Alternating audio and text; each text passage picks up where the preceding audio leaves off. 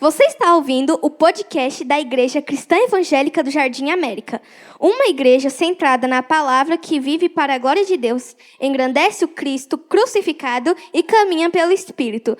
Seja bem-vindo! Livro de Salmos, capítulo de número 20.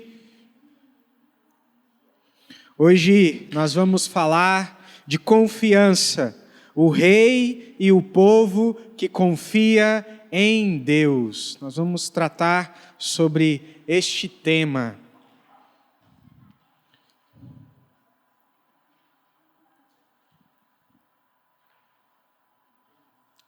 Crianças, todo mundo já recebeu? Nós temos um primeiro desenho. Legal esse desenho, né? Vocês vão desenhar alguém assim, forte, com a arma na mão. É o primeiro desenho de vocês, tá bom? Vou deixar aí para vocês verem. Os queridos, agora acompanhem comigo a leitura. Salmo de número 20, ao mestre de canto, Salmo de Davi. Que o Senhor lhe responda no dia da tribulação. Que o nome do Deus de Jacó o proteja. Que do seu santuário lhe envie socorro e que desde Sião o sustenha. Que ele se lembre de todas as suas ofertas de cereais e aceite os holocaustos que você ofereceu. Que Deus lhe conceda o que o seu coração almeja e realize tudo o que você planejou. Celebraremos com júbilo a sua vitória. E em nome do nosso Deus hastearemos pendões, que o Senhor satisfaça todos os seus desejos. Agora sei que o Senhor salva o seu ungido. Ele lhe responderá do seu santo céu, com a vitoriosa força da sua mão direita. Uns confiam em carros de guerra e outros em seus cavalos. Nós, porém, invocaremos o nome do Senhor, nosso Deus. Eles se prostram e caem.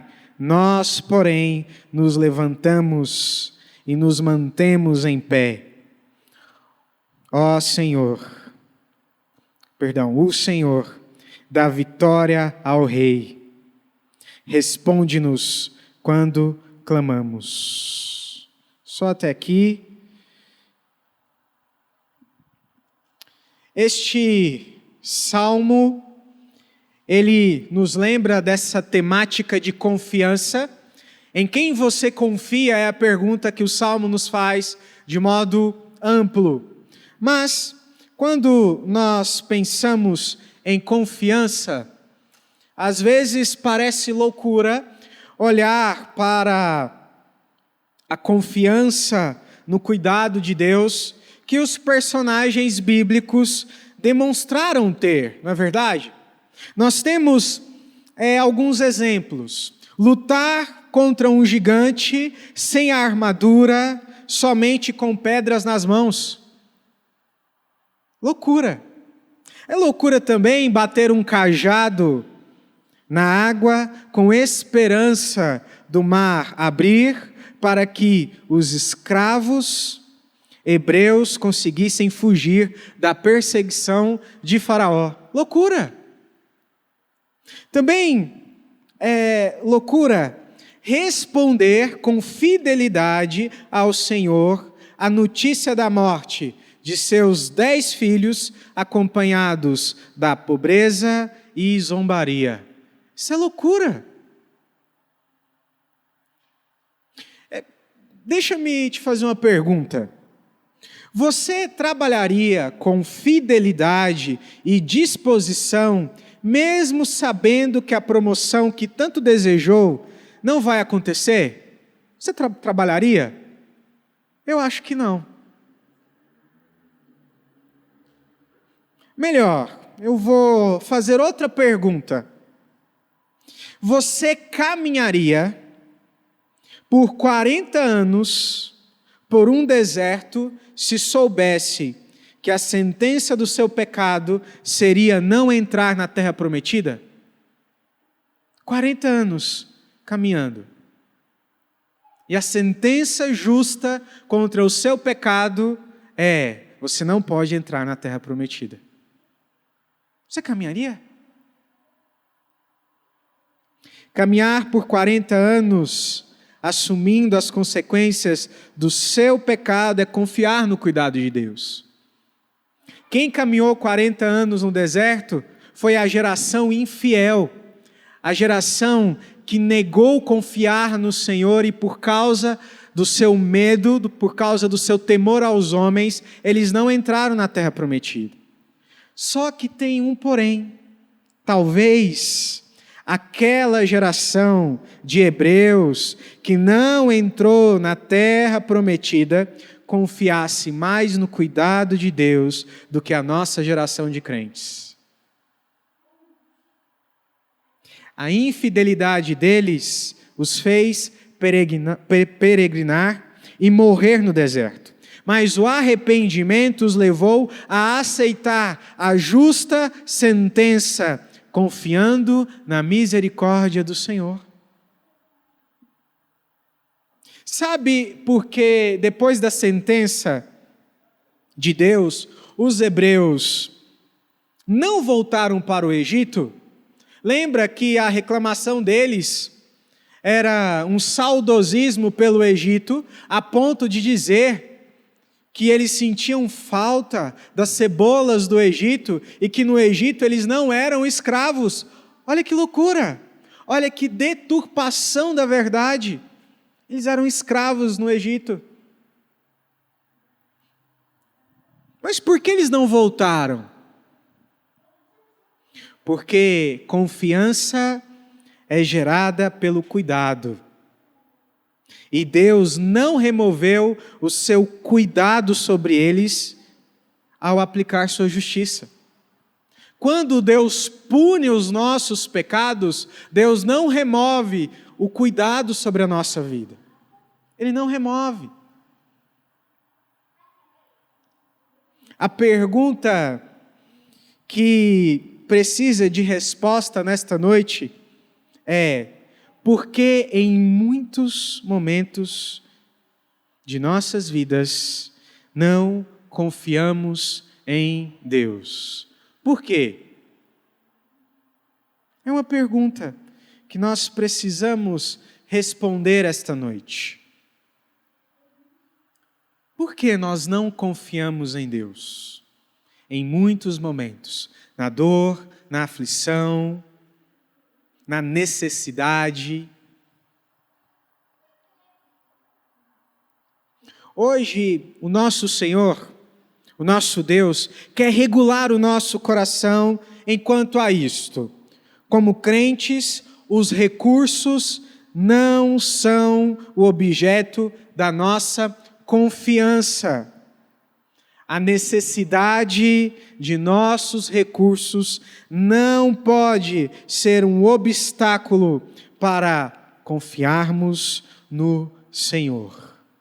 E às vezes é um obstáculo, às vezes se torna um obstáculo. Então, se você puder acompanhar comigo novamente a leitura dos primeiros 5 versículos.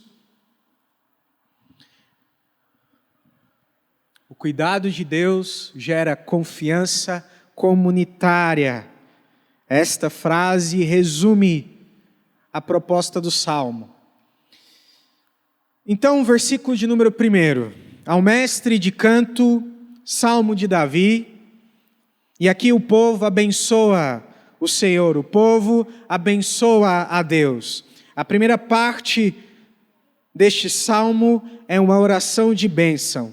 E o povo diz: que o Senhor lhe responda no dia da tribulação, que o nome do Deus de Jacó o proteja, que do seu santuário lhe envie socorro, e que desde Sião o sustenha. Que ele não se lembre de todas as se lembre de todas as suas ofertas de cereais e aceite os holocaustos que você ofereceu. Que Deus lhe conceda o que o seu coração almeja e realize tudo o que você planejou. Celebraremos com júbilo a vitória, a sua vitória. E em nome do nosso Deus, hastearemos pendões. Que o Senhor satisfaça todos os seus desejos. Nos tempos bíblicos, era comum orar pelos reis antes de ir à batalha. Essa intercessão pelo rei, pelo exército, era comum. No segundo livro de Crônicas, capítulo 20, do verso 5 a 12, nós temos um registro. O registro do povo orando pelo rei.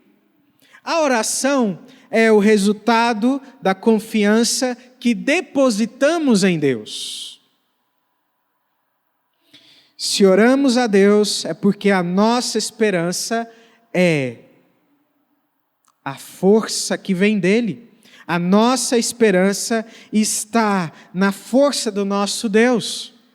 A oração é a marca daquele que confia no Senhor. Se não oramos, significa que não confiamos em Deus. Não confiamos em Deus. Se nós não oramos, você pode dizer o que você quiser, você não confia no Senhor. Quanto mais nós oramos, mais o nosso coração, de fato, confessa que o Senhor é a nossa força. Este salmo começa com uma bênção em forma de oração. Neste contexto, o povo abençoa o seu rei, que está partindo para a guerra. O povo que confia no cuidado de Deus abençoa o rei que honra a Deus. O rei que honra a Deus é abençoado pelo povo de Deus. Aqui nós temos um princípio bíblico para a honra. Nós devemos honrar aqueles que confiam no Senhor. Às vezes nos perguntamos o porquê que não somos honrados. Mas será que eu e você damos frutos de confiarmos no Senhor? E do outro lado, às vezes nós honramos mais as pessoas não crentes do que os crentes. O povo honra o Deus que confia. O povo honra o rei que confia em Deus. E nós? Israel sabia que sem o favor de Deus, eles não podiam vencer a guerra. A segurança do rei é um motivo da sua oração. Eles pedem para que Deus proteja o rei em meio à guerra. Mas a confiança do povo está no Senhor dos exércitos. O versículo de número 5 diz que a celebração do povo está na vitória que vem em nome de Deus. O povo não declara sua confiança no exército do Senhor, mas declara sua confiança no Deus do exército, no Deus do rei. Isso fica claro desde os primeiros versos. O pedido do povo é para que Deus responda ao rei no dia da tribulação, no dia mau, no dia da pressão do mundo em nosso coração. O povo pede para que o rei seja abençoado por Deus. Responder significa ser favorável, intervir na batalha e proteger. O verbo responder também significa que o rei precisava orar. A bênção do povo lembra de que a oração também é uma necessidade do rei. Nos primeiros versículos, o povo pede que o Senhor lhe responda no dia da tribulação. Isso pressupõe que o rei também deve orar a Deus. Na oração que abençoa o rei, o povo lembra a Davi para não abandonar a oração. Mesmo no dia da tribulação, mesmo em guerra, o rei que batalha também precisa ser o rei que ora. O povo, ao abençoar o rei, clama para que no calor da batalha, Deus o livre da soberba de confiar em sua própria força. Não é assim conosco? No nosso trabalho, na nossa casa, nos estudos, nós somos tentados a confiar que a nossa força é suficiente. Quando a palavra de Jesus, em João capítulo 15, na oração sacerdotal, termina com uma convocação e uma verdade: sem mim nada podeis fazer. Nós precisamos de Cristo, mais do que podemos imaginar e mais do que reconhecemos no dia a dia da nossa vida. O povo abençoa o rei, lembrando o rei: Davi, você necessita de oração. Você precisa ser um rei de oração, porque a sua força é limitada, mas a força do seu Deus é ilimitada. Olha que bênção.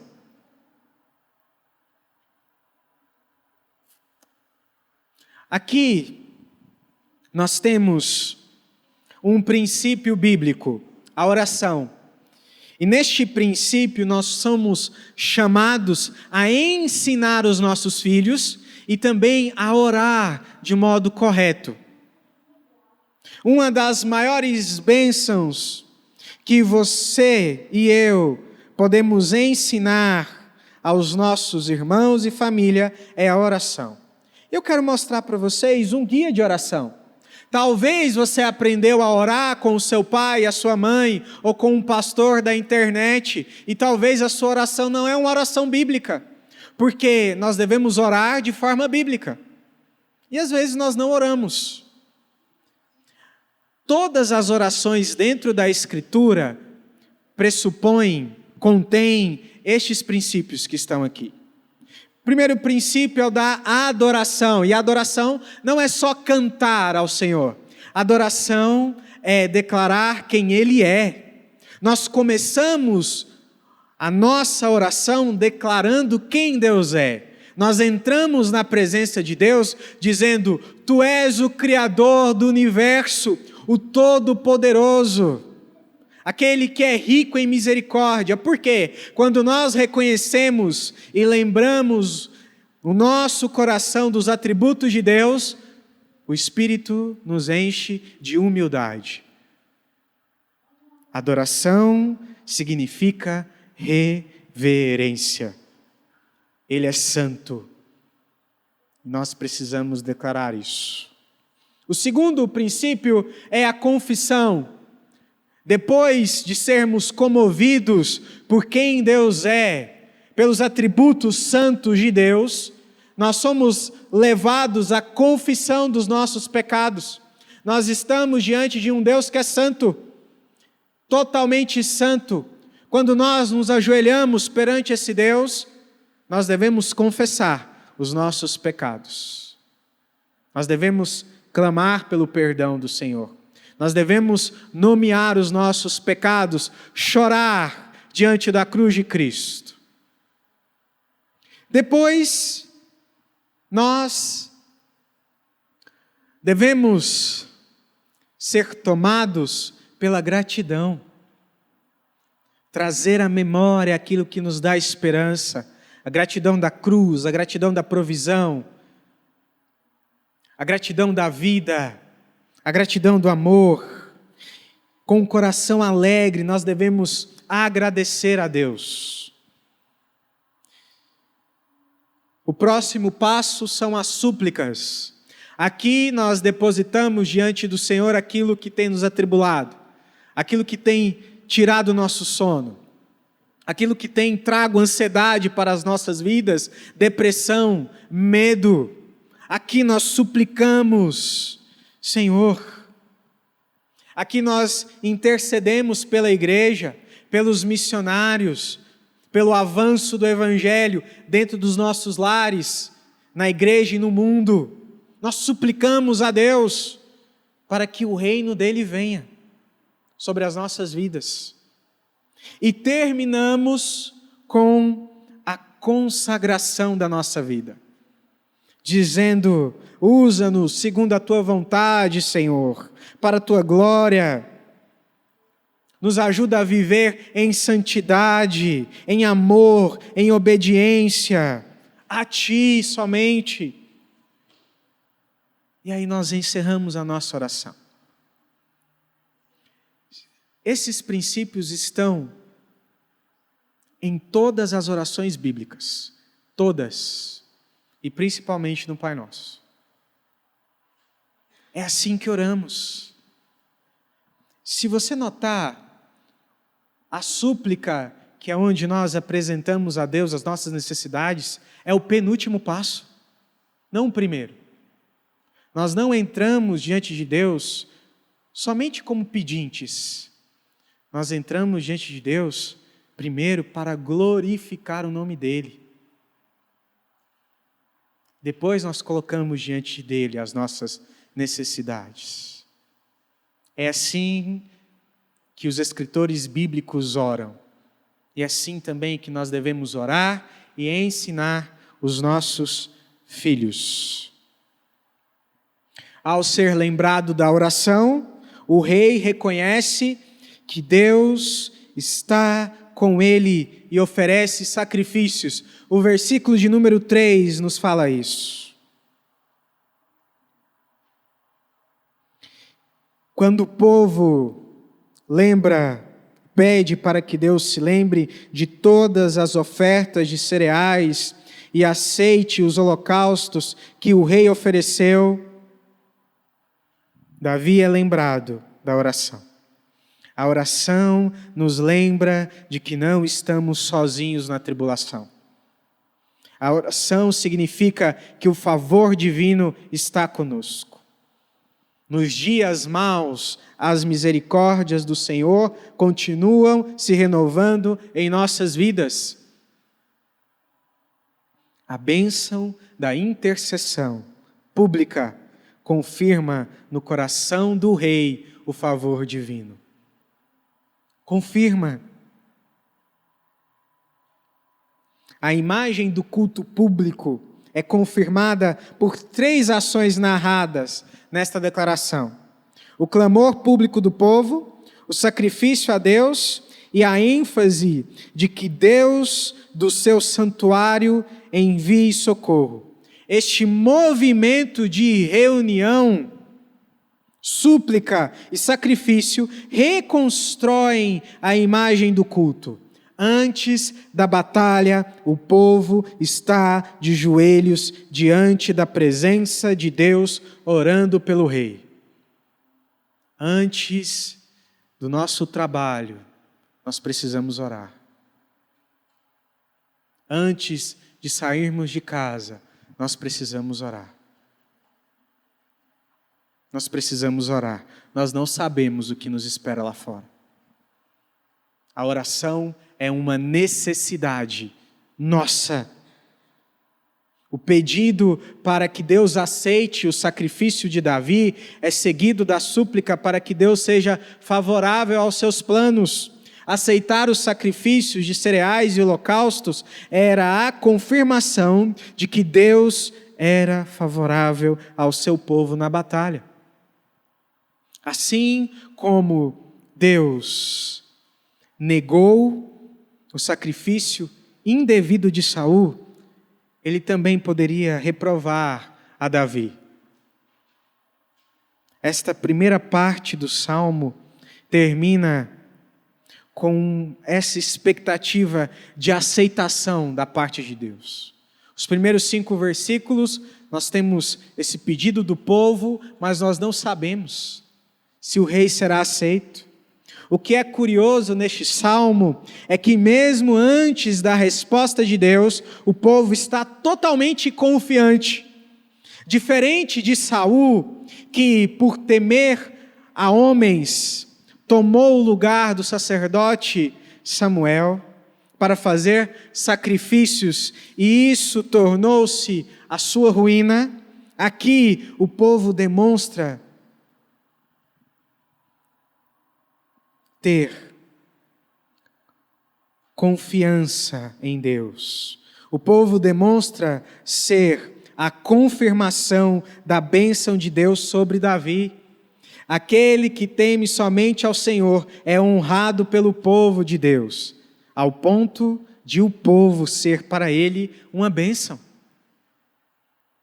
O mesmo povo que fez Saul pecar é o povo que abençoa Davi. Qual é a diferença aqui? Davi confia em Deus. Saul confiava nos homens. Saul temia mais os homens do que a Deus.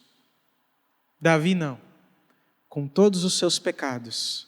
Davi diz no Salmo 51 que ele pecou somente contra Deus. Porque ele sabia quem era o Deus dele. Davi se arrepende dos seus pecados. Davi confia no Senhor. Quando Davi peca mais uma vez, ele pede para que ele caia nas mãos do Senhor, porque ele sabe que Deus é misericordioso. Davi confia no Senhor. As bandeiras já estão hasteadas, o júbilo da vitória tomou o coração do povo, porque o favor do Senhor está com o rei. O povo não tem medo de clamar para que Deus conceda os desejos do coração de Davi, porque eles sabem muito bem que o coração do rei é segundo o coração de Deus.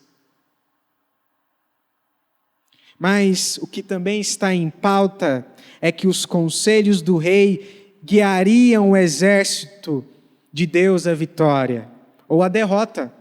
O pedido por iluminação da parte de Deus sobre o rei também possui este aspecto militar, que Deus abençoe os seus planos.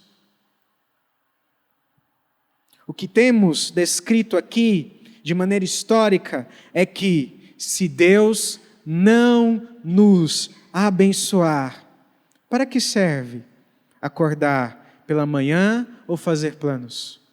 De nada. Não serve de nada. Não adianta nada. Se Deus não nos abençoar, não adianta nada os planos dos homens. Nada. Quantas vezes nós levantamos pelas manhãs e saímos de casa sem pedir que Deus nos abençoe? E mesmo assim, Ele é fiel. Não adianta de nada, meus queridos.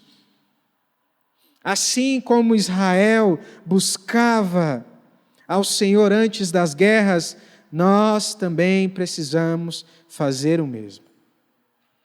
Que Deus nos ajude a desenvolver uma vida de oração.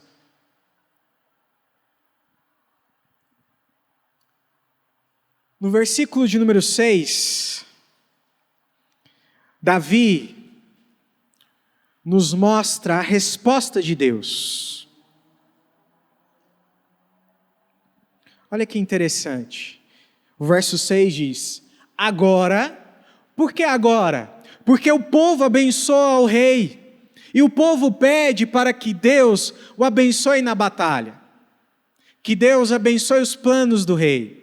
Então Davi, em resposta à bênção que o povo derrama sobre ele, diz: agora sei que o Senhor salva o seu ungido. Ele lhe responderá do seu santo céu, com a vitoriosa força da tua mão direita. Olha que lindo é isso daqui. Davi declara isso. A bênção do Senhor está sobre mim. Se nos primeiros 5 versículos nós aprendemos que aquele que confia em Deus também é abençoado pelo povo de Deus. No versículo de número 6, nós temos a resposta dessa bênção. Um Deus que salva o ungido, um Deus que salva o rei, o Deus que salva o seu povo. O versículo 6 está intimamente ligado com os versos anteriores. A oração do povo em favor do rei não só demonstra unidade, mutualidade e intercessão, como também confirma que o favor de Deus está com o rei. Neste salmo nós temos algo que muitas vezes nós não encontramos nas nossas igrejas, que é unidade, mutualidade. Nós não encontramos isso. Nós encontramos dentro da igreja um evangelho individual que famílias vivem isoladas umas das outras, como se você não necessitasse do outro. Aqui nós temos unidade, um só propósito, a voz do povo é uma só. Mutualidade, o povo intercede pelo rei e o rei intercede pelo povo. Unidade, oração. Se fizermos uma comparação entre Saul e Davi, encontraremos vários paralelos. Saul é rejeitado por causa do temor que ele tinha pelo povo, mostrando que o seu coração estava longe de Deus. Agora, em Davi, a bênção do povo revela que Deus realmente está com ele. O que aprendemos é que as circunstâncias da vida não têm o poder de afetar a nossa moralidade. A circunstância é a mesma. O rei está saindo para a guerra. A circunstância é a mesma. Mas aqui, a circunstância revela que o coração de Davi está em Deus. Enquanto com Saul, o coração de Saul não estava em Deus. A circunstância revela a nossa moralidade, o que está dentro do nosso coração.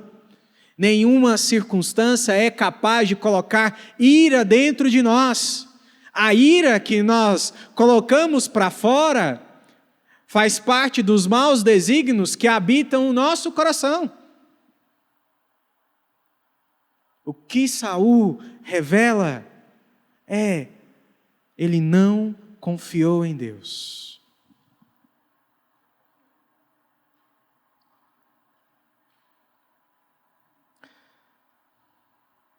Os nossos ataques de ira, sejam eles no trânsito ou em casa, somente revelam o que está dentro do nosso coração. Só isso. A bênção do povo levou Davi a glorificar a Deus. A bênção do povo não levou o rei à soberba, mas levou o rei à dependência. A vitoriosa força da mão de Deus se mostrou favorável ao povo e ao rei, sem mutualidade, partilha, compartilhamento das dores e das bênçãos, comunhão e unidade, não iremos experimentar as bênçãos e alegrias partilhadas do Evangelho, que este povo experimentou. No reinado de Davi por parte de Deus, a prosperidade no avanço do reino de Deus em nossos lares e trabalhos começa pela unidade de nossa igreja por meio do perdão e reconciliação. É assim. Olha que interessante. A oração do povo renova a fé do rei. A unidade entre o povo e o rei mostra que as bênçãos de Deus são partilhadas. Se o pai é meu, o pão não pode ser só meu. Se o pai é nosso, o pão não pode ser só meu. Não pode. Mas nós vivemos assim. Ou você pega a sua planilha de orçamento e coloca 5% aqui eu vou retirar para ajudar o necessitado. A gente não faz isso. Porque nós confiamos nos nossos recursos. Porque nós não queremos ajudar ao próximo. Porque, na verdade, nós somos mais egoístas do que a gente de fato declara ser. As bênçãos são compartilhadas.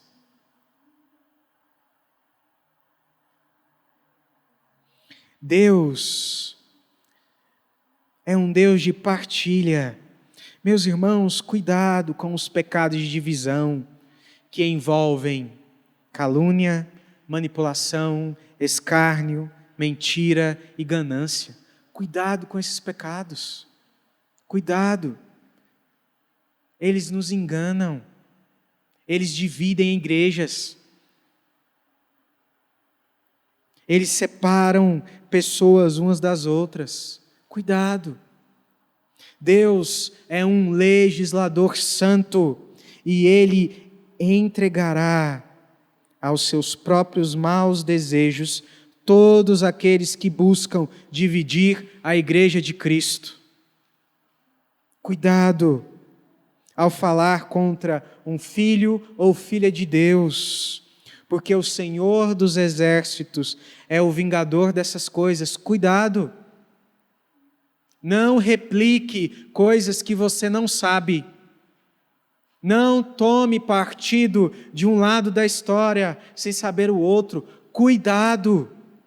Cuidado!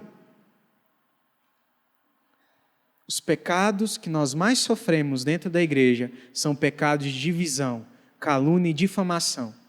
Mentira, que tomam o nosso coração e separa a igreja. Não há unidade, não há comunhão. E o reino dividido prospera? Não prospera. É por isso que o nosso lar não rompe. É por isso que a nossa família não rompe. É por isso que a igreja não rompe. Há divisão no nosso meio. Ao invés de ajudar, falamos mal. Apontamos os erros.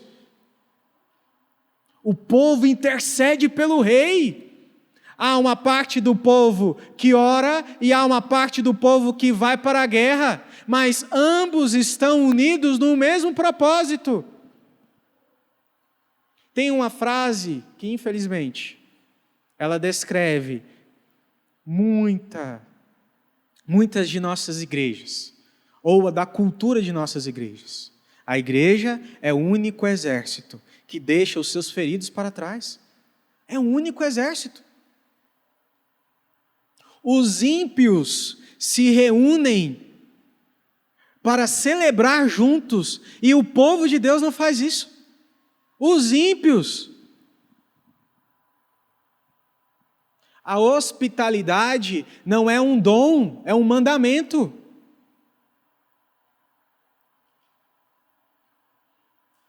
Nós precisamos entender, meus queridos, que a unidade, a mutualidade, o compartilhar, o partilhar, é algo fundamental dentro do Evangelho. Fundamental. O nosso Deus é o Deus das multidões, que multiplica pães e peixes, que se assenta para conversar, para dialogar. Nós precisamos disso. Vocês precisam disso. Vocês precisam de se visitarem mais, de caminharem mais juntos. Não é só o pastor que precisa almoçar na sua casa. Os irmãos que estão aqui há anos também precisam. As palavras que Deus colocou no seu coração, a sabedoria que Deus te deu, pode abençoar alguém. Nós precisamos viver o evangelho que pregamos.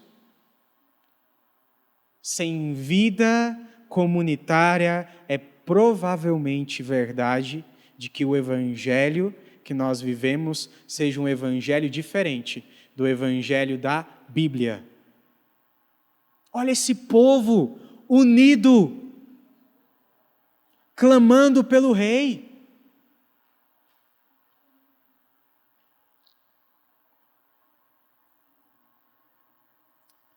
Que Deus nos livre desse embaraço. Que sejamos uma igreja unida, que ora uns pelos outros, na certeza de que a vitória do outro também é a nossa vitória. Não existe espaço para inveja dentro do Evangelho. Não existe. A vitória do outro é a nossa vitória. Pelo menos aqui dentro da igreja, não estamos competindo com o outro. Nem todo o povo de Israel iria para o campo de batalha, mas todos cooperavam para o reino avançar.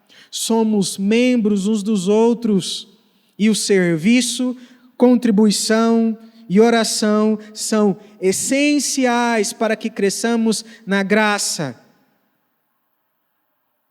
experimentando o reino de Deus em nossa comunidade, em nossa assembleia.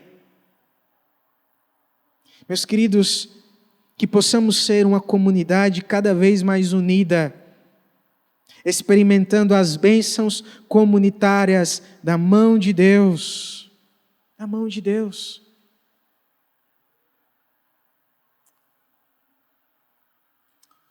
A vitória do irmão é também a nossa. Viva em mutualidade com a sua igreja, com o povo.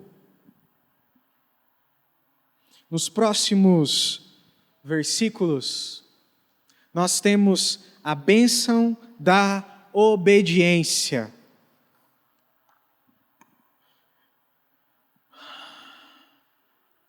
Crianças, agora eu quero que vocês façam esse desenho. Tá bom? Uma pessoa orando. Beleza? O primeiro desenho era uma pessoa forte, trajada para a guerra, mas agora eu quero que vocês façam o desenho de uma pessoa orando.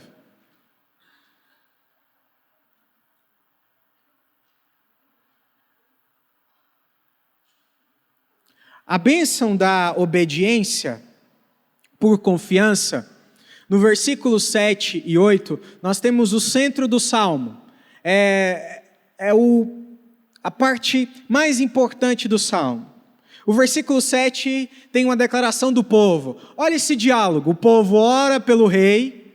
O rei diz que essa bênção, e nessa bênção ele reconhece o favor de Deus. E aí o povo responde ao rei. O povo responde assim: uns confiam em carros de guerra e outros em seus cavalos. Nós, porém, invocaremos o nome do Senhor nosso Deus.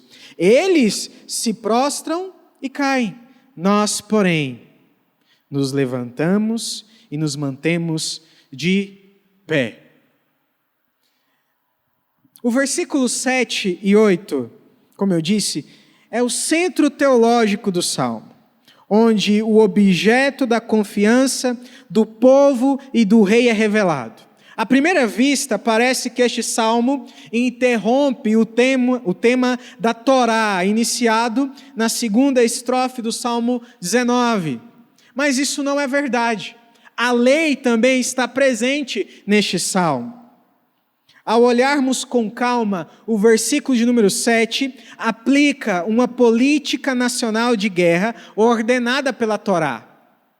Em Deuteronômio, capítulo de número 17, versículo 16, a lei ordena: porém, esse rei não deve multiplicar para si cavalos, nem fazer o povo voltar ao Egito, para multiplicar cavalos, pois o Senhor já lhes disse: nunca mais vocês devem voltar por este caminho. O rei não poderia acumular muitos cavalos para fins militares. Davi seguiu essa instrução de perto, pois ao aleijar os cavalos capturados por Hadadezer, rei de Zobá, ele declara que o Senhor é o seu Deus. Então, o versículo de número 7 declara a fidelidade de Davi à Torá, ligando o Salmo 20 aos temas da lei e do rei ungido, também encontrados no Salmo 19 e no Salmo 18. Então há uma continuidade de temas aqui. O versículo 7 ressalta a obediência de Davi à política militar imposta pela lei, e assim como a desobediência tem suas consequências, a obediência também tem suas bênçãos. Primeiro, a obediência em amor nos livra da falsa confiança. A obediência em amor nos livra da falsa confiança, porque nos direciona a enxergar melhor o cuidado de Deus.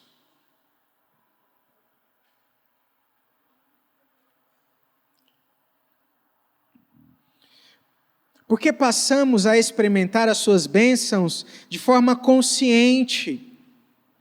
A obediência à lei pelo Espírito gera unidade, mutualidade e cooperação.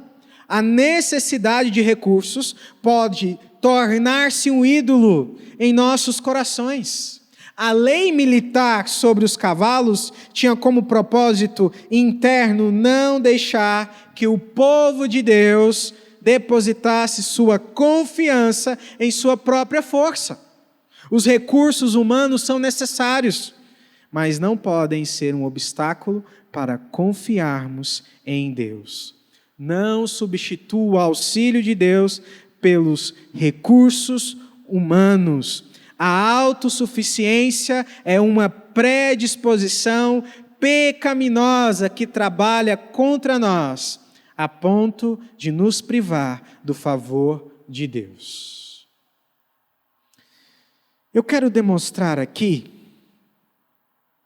6 atitudes que nos ajudam a enxergar se a gente de fato confia ou não em Deus.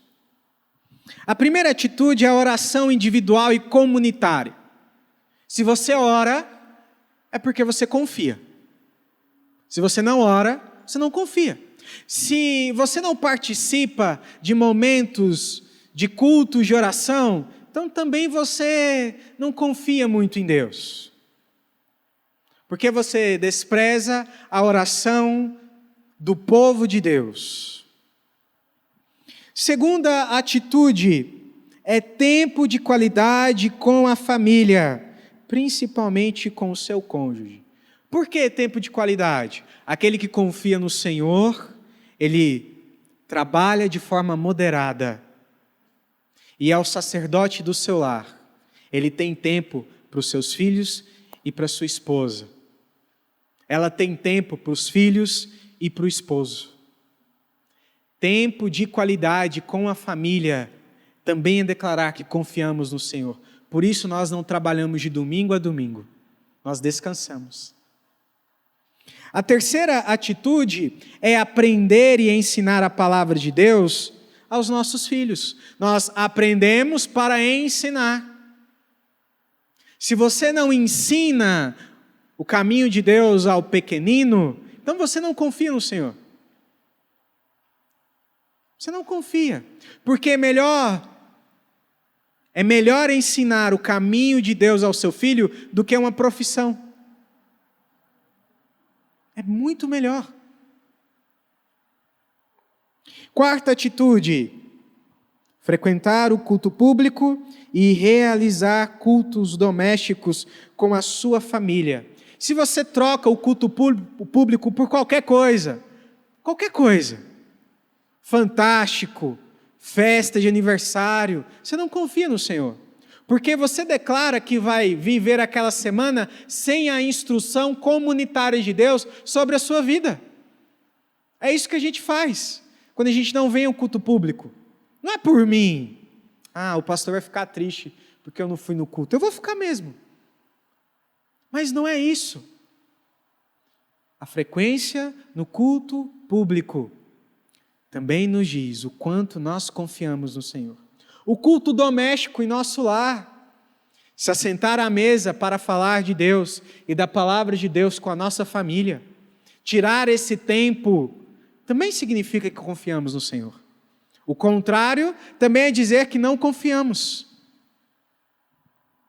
A quinta atitude é gerenciar os nossos recursos para suprir as suas necessidades, cooperar com a obra de Deus e ajudar o necessitado. É assim que a gente gerencia biblicamente o nosso salário. É assim. Nossas necessidades, o avanço do reino de Deus e ajudar o necessitado. É assim que nós gerenciamos. O resto é ganância. E a gente sabe que é. A sexta atitude é evitar qualquer pecado de divisão, como fofoca, calúnia, mentiras e outros. Nós precisamos evitar este pecado. Quando alguém chega para a gente para contar uma fofoca, a gente fala, não quero ouvir, me desculpa. Eu não sei se isso é verdade ou não. A gente precisa evitar esse tipo de pecado. Aqueles que confiam no Senhor têm uma rotina parecida com isso daqui. Confiar em Deus significa viver em todas as áreas da nossa vida, família, trabalho e igreja, segundo a sua palavra. Por fim, nós temos o versículo de número 9, nos dizendo que a congregação que confia em Deus ora pelo rei. Ó Senhor, dá vitória ao rei, responde-nos quando clamamos. O salmo termina como ele começou, em uma oração pelo sucesso militar do rei. Mais uma vez, podemos observar que a bênção de confiarmos em Deus se mostra na unidade da fé. O isolamento nos priva de muitas bênçãos. O isolamento vem da crença pecaminosa, da autossuficiência. Aquele que confia no seu braço não será abençoado pela oração da igreja. Não será. Por quê? Porque ele não pede oração. Ele não demonstra as suas fraquezas. Ele não compartilha as suas dores. Ele vive debaixo de uma autossuficiência. Então ele não será abençoado pela oração do povo de Deus. Você precisa de oração, meu irmão? Não, pastor, não preciso não. Está tudo. 2 meses depois, chega o quê? A notícia da separação, a notícia da doença. Nós precisamos compartilhar as nossas dores, para sermos abençoados pela oração da igreja. O Deus que responde quando clamamos, escuta a oração da igreja, compartilhe suas dores conosco. Você não precisa carregar o peso das coisas ou resolver seus conflitos sem ajuda. Se você faz isso, é porque você quer. Meus queridos, a ovelha precisa conversar com o pastor. A ovelha precisa dar abertura para o pastor. Ou você acha que eu vou bater na sua casa meia-noite com uma bola de cristal e falar, olha, seu casamento não está bem. Não existe isso. Quem está doente procura ajuda. Nós somos uma comunidade, e eu falo não só essa igreja, mas a igreja de modo geral, uma comunidade doente e orgulhosa, porque não procura ajuda. Um conselho pode mudar o rumo das coisas. Uma oração pode aliviar o nosso coração. Uma palavra pode mudar a perspectiva da resolução de um conflito. Mas nós insistimos em declarar uma coisa, que sabemos de tudo, e que não precisamos de ninguém. O Salmo nos mostra totalmente o inverso. O Salmo nos mostra uma unidade. Estamos aqui como igreja para orar e aconselhar uns aos outros. E é isso que você precisa, de oração e aconselhamento. E aconselhamento. Oração e aconselhamento é tremendamente poderoso. Os conselhos do Senhor têm o poder de nos livrar do mal. Não caminhe sozinho. Não caminhe sozinho. O Deus que dará a vitória ao rei, também nos deu a vitória sobre o mundo por meio de Cristo Jesus. Mas essa vitória é experimentada em comunidade. Por isso, precisamos ficar juntos, para que a necessidade dos nossos recursos não se torne um ídolo, nos levando a abandonar a confiança em Deus. Neste salmo, nós somos chamados a confiar em Deus. Nós somos chamados a, como povo, confiar no Senhor. E uma comunidade que expressa essa confiança é marcada pela intercessão, pelo pedido de ajuda, pela oração, pela unidade. A confiança no cuidado de Deus se expressa na oração, unidade, obediência e serviço.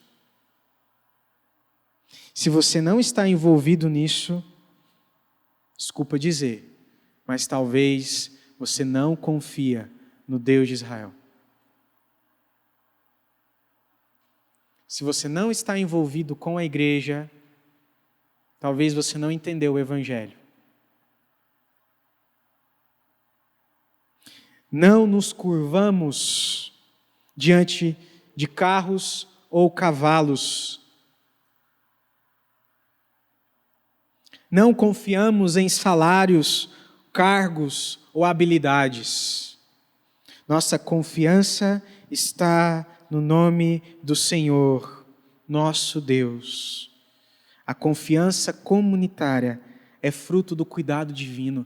Deus não tem cuidado de nós, mesmo com as nossas falhas, infidelidades e erros.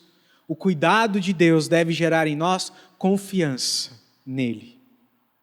Se Ele cuida, nós confiamos. Se confiamos, caminhamos juntos. Se você tem alguma reclamação sobre mim, ou sobre a igreja, ou sobre a liderança da igreja, me procure. É conversando comigo que as coisas se resolvem.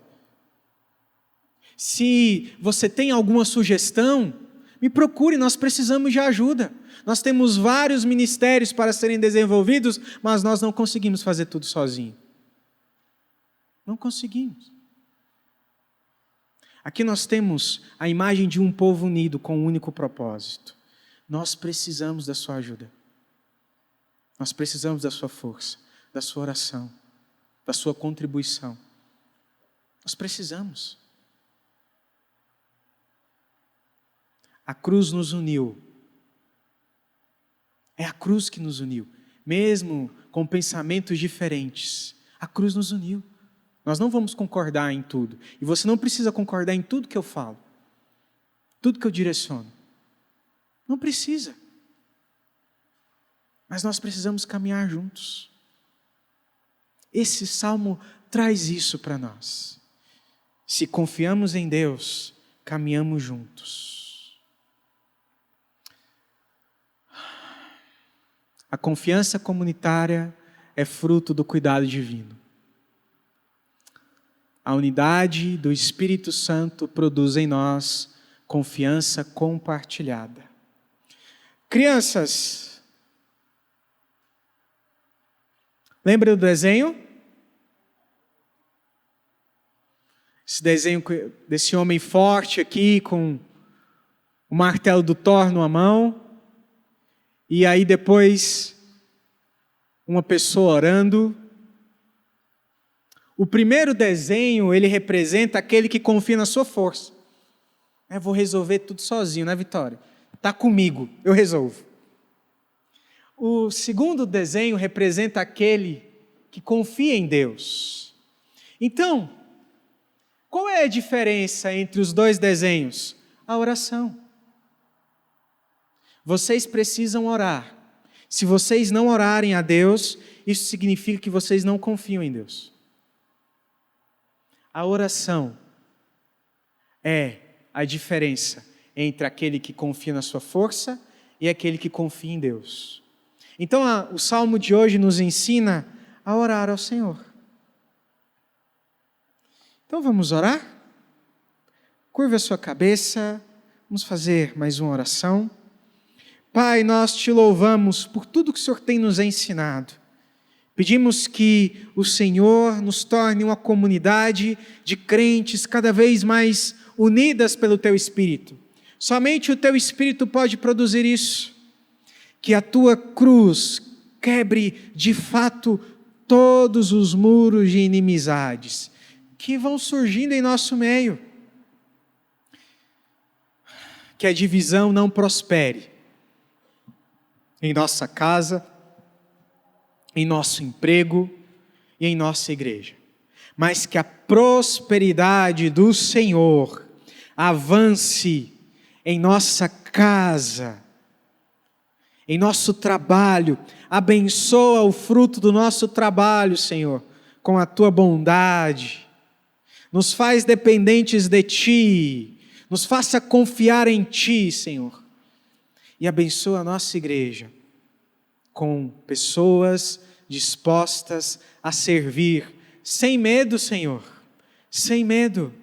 Essa liderança não é uma liderança opressora, mas uma liderança de cooperadores, declarando que nós precisamos uns dos outros. Nós queremos uma igreja unida e pedimos que o Teu Espírito produza isso em nós. Assim, em nome de Jesus, oramos.